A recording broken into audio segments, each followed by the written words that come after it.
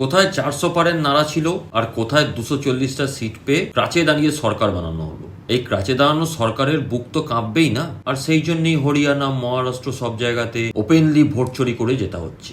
2023 সালে ইলেকশন কমিশনের দুখানা নিয়ম চেঞ্জ হয়েছিল। সেখানে ইলেকশন কমিশনারদের উপর, চিফ ইলেকশন কমিশনারের উপর কোনো ধরনের কোনো অ্যাকশন নিতে পারা যাবে না। আর যদিও তারা করাপশন করেন, স্ক্যাম করেন, তাতেও তাদের বিরুদ্ধে কোনো অ্যাকশন নেওয়া যাবে না। দ্বিতীয় নিয়ম চেঞ্জ কি হয়েছিল, যে কোনো ইলেকশন কমিশনার, চিফ ইলেকশন কমিশনারের অ্যাপয়েন্টমেন্টের যে কমিটি, সুপ্রিম কোর্টের চিফ জাস্টিসকে সেই কমিটি থেকে বের করে দেওয়া হলো, দিয়ে নিয়ে আসা হলো union cabinet minister, prime minister আর লিডার অফ অপোজিশন। সেখানে অলরেডি 2:1 হয়ে গেল সরকারের পক্ষে। সেইটার পরপরই ভোট হলো লোকসভার। লোকসভা ভোটে প্রচুর সিটে ধাঁধলি হয়েছে। লোকসভা ইলেকশনের আগেতে চণ্ডীগড় মেয়র ইলেকশনের কথা মনে আছে, যেখানে অনিল মাসি ক্যামেরার দিকে তাকিয়ে ভোট ডিলিট করছিলেন অপোজিশনের। তাকে সুপ্রিম কোর্ট ধরলো, দিয়ে সিসিটিভি নিয়মটাই তুলে দিল ইলেকশন কমিশনার, সিসিটিভি দেওয়া যাবে না অপোজিশনকে। তাহলে ধরা পড়ে যাবেন, তাই না?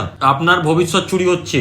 আপনার পূর্বপুরুষরা লড়াই করেছিল বলে আজকে নিজের দেশ হয়েছে, আজকে নিজের দেশে আপনি নিজের ভোটের অধিকার পেয়েছেন। লোকসভা ইলেকশনে হেরে যাওয়ার পরেতে দুটো বড় বড় ইলেকশন ছিল, হরিয়ানা, মহারাষ্ট্র। 3 থেকে 4টে মাসের মধ্যে লোকসভা ইলেকশনের পর বিধানসভা ইলেকশনের মধ্যে হরিয়ানা ইলেকশনে 18 লাখ ভোট অ্যাড হলো, মহারাষ্ট্রে 41 লাখ খানা ভোট অ্যাড হলো 6 মাসেতে। এই 41 লাখ খানা ভোট কোথা থেকে এলো?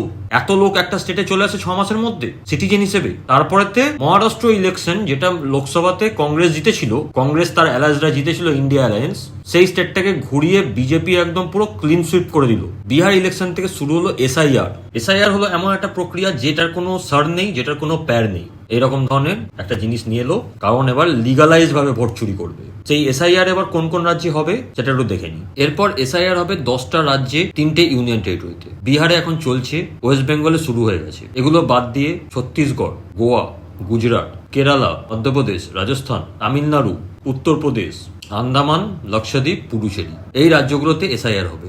এবার এই রাজ্যগুলোতে একমাত্র গুজরাট আছে যেখানে বিজেপির কোনো রিস্ক নেই, না লোকসভাতে না বিধানসভাতে। আর সেগুলো বাদ দিয়ে সবকটা রাজ্যে বিজেপির রিস্ক আছে। মধ্যপ্রদেশ পুরোটা জিতে গেছে বিজেপি, স্টেটে পাওয়ার আছে বিজেপি, লোকসভাতে সবকটা সিট জিতেছেন, কিন্তু তাও সেখানেতে 5 বছর আগেই কংগ্রেসের সরকার ছিল। সেই কংগ্রেসের সরকার থেকে ভেঙে জ্যোতিরাদিত্য সিন্ধিয়া বিজেপিতে যেতে, তবে বিজেপি জিতেছে। ছত্তিশগড়েতেও বিজেপির সরকার, কিন্তু বিজেপির সেখানেও রিস্ক আছে, কারণ কংগ্রেস আর বিজেপির মধ্যে টক্কর চলে ওখানেতে। এইবারে লোকসভাটা হয়তো সবকটা সিট জিতে গেছেন, কিন্তু পরের বাড়ি হয়তো চেঞ্জ হয়ে যাবে, কে বলতে পারে, তাই না? ছত্তিশগড়ে কংগ্রেস যথেষ্ট স্ট্রং।